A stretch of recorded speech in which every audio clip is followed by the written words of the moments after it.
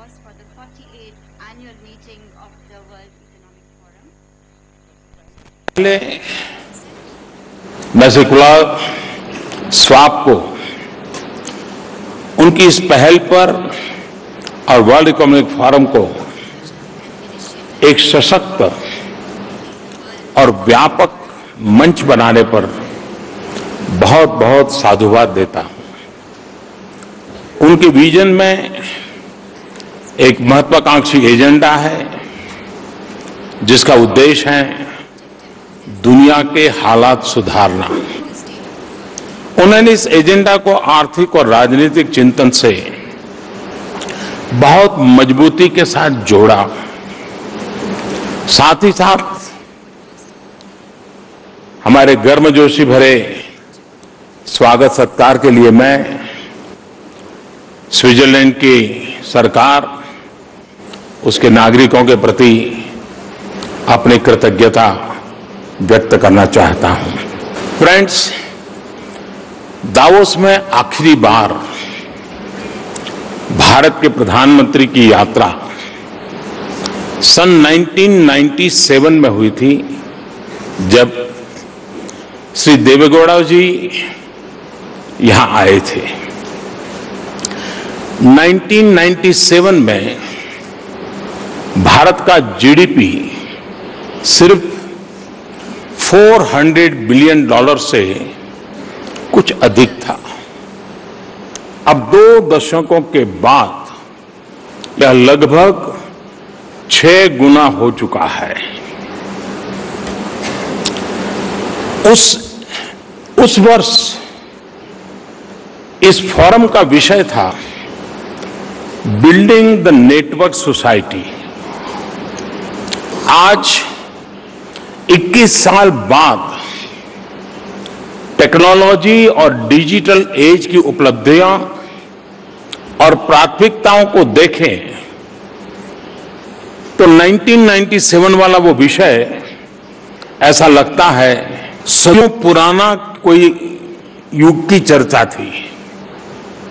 आज हम सिर्फ नेटवर्क सोसाइटी नहीं बल्कि बिग डेटा, आर्टिफिशियल इंटेलिजेंस, कोबॉट की दुनिया में जी रहे हैं। 1997 में यूरो मुद्रा प्रचलित नहीं थी और एशियन फाइनेंशियल क्राइसिस का कोई और न ही ब्रेक्सिट के आसार थे। 1997 में बहुत कम लोगों ने ओसामा बिन लादेन के बारे में सुना था और हैरी पॉटर का नाम भी अनजाना था। वो एक समय था तब शतरंज के खिलाड़ियों को कंप्यूटर से हारने का गंभीर खतरा भी नहीं था। तब साइबर स्पेस में गूगल का अवतार नहीं हुआ था और यदि 1997 में आप इंटरनेट पर अमेज़न शब्द ढूंढते तो आपको नदियां और घने जंगलों के बारे में सूचना मिलती। उस जमाने में ट्वीट करना चिड़ियों का काम था, मनुष्य का नहीं था। वह पिछली शताब्दी थी। आज 2 दशकों के बाद हमारा विश्व और हमारे समाज बहुत ही जटिल नेटवर्क है। उस जमाने में भी दावोस अपने समय से आगे था और यह वर्ल्ड इकोनॉमिक फोरम का भविष्य का परिचायक था। आज भी दावोस अपने समय से आगे है।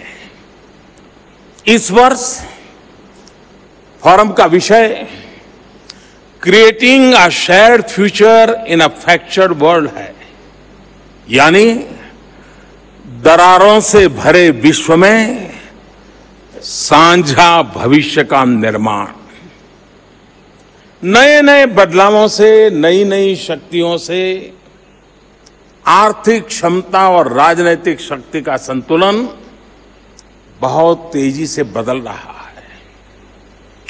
इससे विश्व के स्वरूप में दूरगामी परिवर्तनों की छवि दिखाई दे रही। विश्व के सामने शांति, स्थिरता, सुरक्षा ऐसे विषयों को लेकर नई और गंभीर चुनौतियां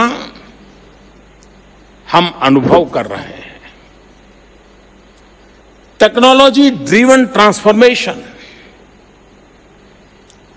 हमारे रहने, हमारे काम करने के व्यवहार, बातचीत और यहां तक कि अंतर्राष्ट्रीय समूहों और राजनीति तथा अर्थव्यवस्था तक को ये टेक्नोलॉजी ड्रिवन दुनिया ने प्रभावित कर दिया है। कई मोड़ने तोड़ने,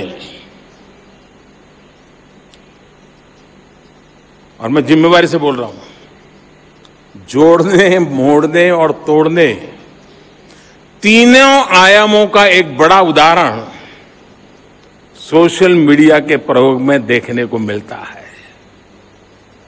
आज डेटा ये बहुत बड़ी संपदा है। डेटा के ग्लोबल फ्लो से सबसे बड़े अवसर बन रहे हैं और सबसे बड़ी चुनौतियां भी। डेटा के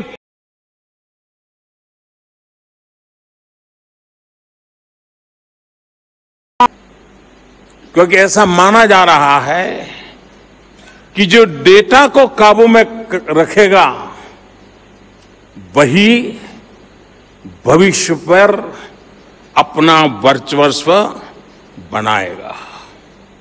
इसी तरह साइबर सिक्योरिटी और न्यूक्लियर सेफ्टी के क्षेत्रों में भी तेजी से बदलती हुई टेक्नोलॉजी और विनाशकारी शक्तियों के विस्तार से पहले से चली आ रही चुनौतियां और भी गंभीर होती जा रही है। विज्ञान, तकनीक और आर्थिक प्रगति के नए आयामों में एक और तो मानव के समृद्धि के नए रास्ते दिखाने की क्षमता, वहीं दूसरी ओर इन परिवर्तनों से ऐसी दरारें भी पैदा हुई हैं जो दर्द भरी चोटें पहुंचा सकती है। बहुत से बदलाव ऐसी दीवारें खड़ी कर रहे हैं जिन्होंने पूरी मानवता के लिए शांति और समृद्धि के रास्ते को दुर्गम ही नहीं, दुस्साध्य बना दिया है। ये फ्रैक्चर्स, ये डिवाइड्स, ये बैरियर्स विकास के अभाव की ही, गरीबी की ही, बेरोजगारी की ही, अवसरों के अभाव और प्राकृतिक तथा तकनीकी संसाधनों पर आधिपत्य की है।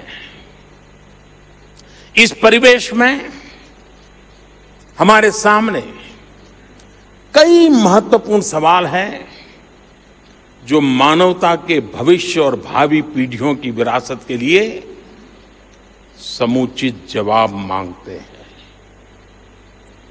क्या हमारी विश्व व्यवस्था इन दरारों को और दूरियों को बढ़ावा तो नहीं दे रही है? ये कौन सी शक्तियां हैं जो सामंजस्य के ऊपर अलगाव को तरजीह देती है, जो सहयोग के ऊपर संघर्ष को हावी करती है? और हमारे पास वो कौन से साधन हैं, वे कौन से रास्ते हैं जिनके जरिए हम इन दरारों और दुनिया को मिटाकर दरारों और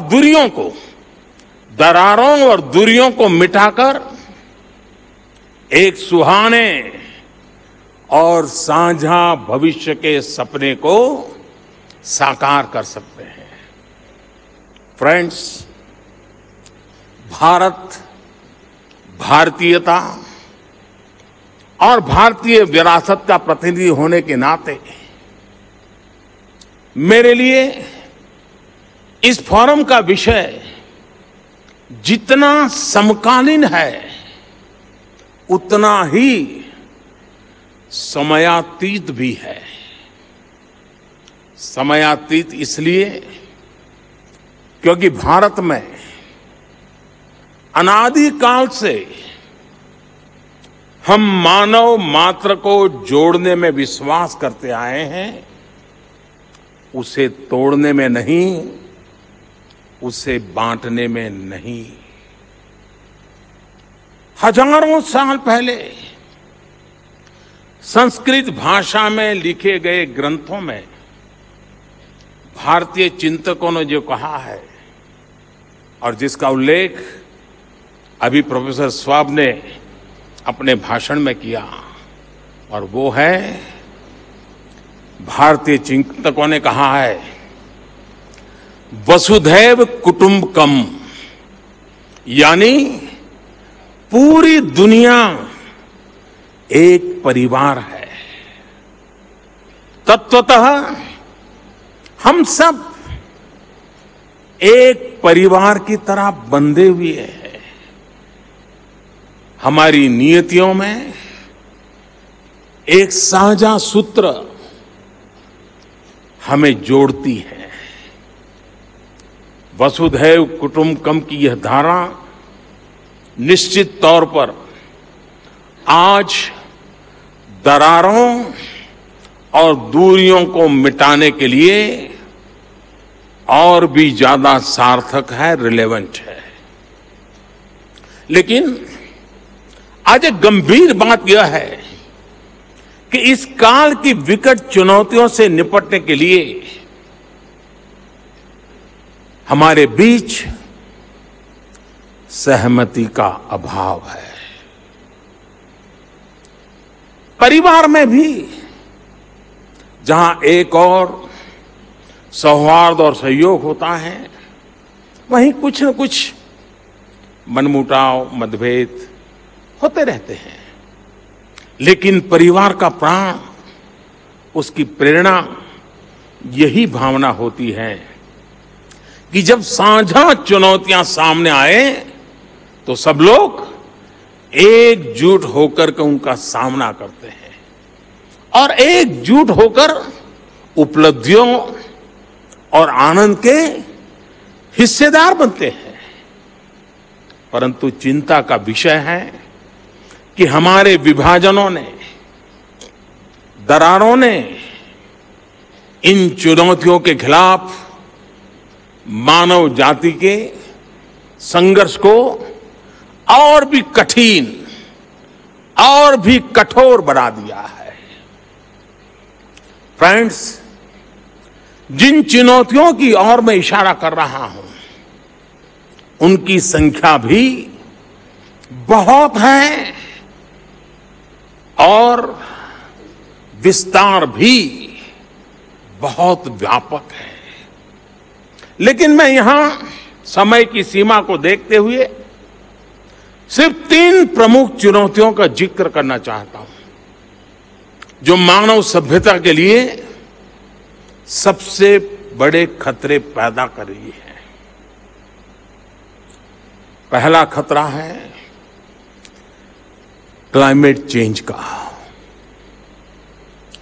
ग्लेशियर्स पीछे हटते जा रहे हैं, आर्कटिक की बर्फ पिघलती जा रही है, बहुत से द्वीप डूब रहे हैं या डूबने के कगार पर है।